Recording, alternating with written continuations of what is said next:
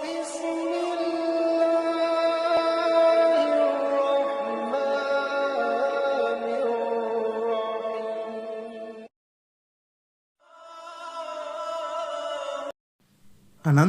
కరుణామయుడు అపార కృపాశీలుడు అయిన అల్లాహ్ పేరుతో ప్రారంభిస్తున్నాను. ఈ వీడియోను పూర్తిగా చివరి వరకు చూడండి. నా ఈ చిన్న ప్రయత్నంలో పొరపాట్లు జరిగితే నన్ను క్షమించమని అల్లాహ్ను వేడుకుంటున్నాను.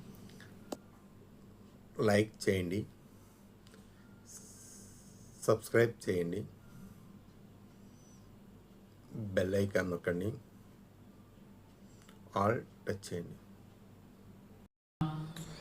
ayat number 115.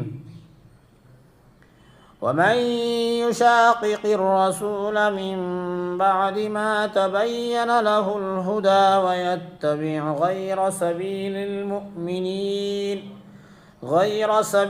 المؤمنين نوله ما تولى ونصله جهنم وساءت مصيرا. ఆయత్ నంబర్ 115. కానీ ఎవరైనా సన్మార్గం ప్రస్ఫుటమైన మీదట కూడా ప్రవక్త సల్లల్లాహు అలైహి వసల్లంకు వ్యతిరేకంగా పోతే, విశ్వాసులందరి మార్గాన్ని వీడి ఇతర మార్గాన్ని అనుసరిస్తే అతను మరలా తలుచుకున్న వైపుకే మరలుస్తాం. కడకు అతన్ని నరకములో పడవేస్తాం. అది అత్యంత చెడ్డ గమ్యస్థానం. 168. సన్మార్గమేదో స్పష్టంగా బోధపడిన తర్వాత కూడా దైవ ప్రవక్త సల్లల్లాహు అలైహి వసల్లంను వ్యతిరేకించి విశ్వాసుల మార్గాన్ని కాదని వేరొక మార్గాన్ని అవలంబించిన వాడు ఇస్లాం ధర్మం నుంచి తొలగిపోయినట్లే. అటువంటి వ్యక్తికి నరకమే గతి అని హెచ్చరించబడింది. ఇక్కడ విశ్వాసులు అంటే ప్రవక్త ప్రియ సహచరులు రజల్లాహు తఆలా అన్హులు అని భావం. వారు ఇస్లాం ధర్మానికి ప్రథమ శ్రేణి అనుయాయులు. ఇస్లాం ప్రబోధనలకు ప్రతిబింబం లాంటివారు. ఖురాన్ అవతరించే తొలి కాలములో మహాప్రవక్త సల్లల్లాహు అలైహి వసల్లం ప్రియ సహచరులు మినహా విశ్వాసుల మరో వర్గం ఏదీ లేదు. అందుచేత దైవ ప్రవక్త సల్లల్లాహు అలైహి వసల్లం ఎడల వ్యతిరేక ధోరణి ప్రవక్త సహచరుల మార్గం కాకుండా ఇతరత్ర మార్గాలను అనుసరించడం. వాస్తవానికి రెండూ ఒకటే. కనుక ప్రవక్త సహచరుల మార్గాన్ని, వారి విధానాన్ని వదిలిపెట్టడం కూడా తిరస్కారం, అపమార్గం కిందకే వస్తుంది. కొంతమంది విద్వాంసులు విశ్వాసుల మార్గం అనే పదాన్ని ఉమ్మత్ ఏకాభిప్రాయం చెందిన మార్గం, ఇజ్మయే ఉమ్మత్ అన్న అర్థంలో తీసుకున్నారు.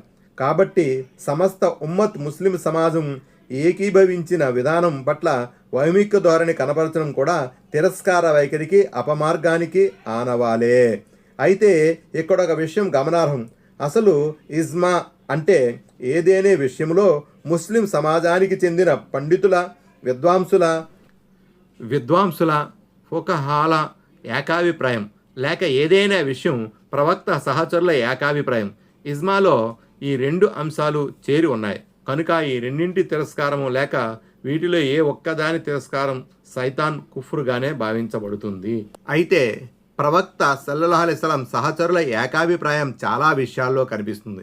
ఇజ్మాలోని ఈ అంశానికి సంబంధించిన ఉదాహరణలు ఎన్నో మనకు లభిస్తాయి. కానీ ప్రవక్త సల్లల్లాహు అలైహి వసల్లం సహచరుల ఇజ్మా తర్వాత ముస్లిం సమాజ పండితుల, విద్వాంసుల ఏకాభిప్రాయ ఇజ్మా కూడా ఎన్నో విషయాల్లో ఉందని వాదించడం జరిగింది. కానీ నిజానికి ముస్లిం సమాజ పండితుల, విద్వాంసులందరి ఏకాభిప్రాయం ఉన్న ఇటువంటి ఇజ్మా విషయాలు చాలా అరుదుగానే ఉన్నాయి. మొత్తానికి ప్రవక్త సల్లల్లాహు అలైహి వసల్లం సహచరుల ఏకాభిప్రాయాన్ని, ఇజ్మాయే సహబాను తిరస్కరించడం కుఫ్ర్ అయినట్లే. ఇటువంటి ముస్లిం సమాజ ఏకాభిప్రాయాన్ని, ఇజ్మాను తిరస్కరించడం కూడా కుఫ్ర్ కిందకే వస్తుంది. ఎందుకంటే సహీ హదీసుల్లో ఇలా అనబడింది, అల్లాహ్ నా అనుచర సమాజాన్ని అపమార్గంపై ఏకం కానివ్వడు. కాగా జమాత్ సమూహం లేదా సామూహిక వ్యవస్థపై అల్లాహ్ హస్తం ఉంటుంది. సహీ తిర్మిజీ లిల్ అల్బానీ 2 హదీస్ నంబర్ 1759.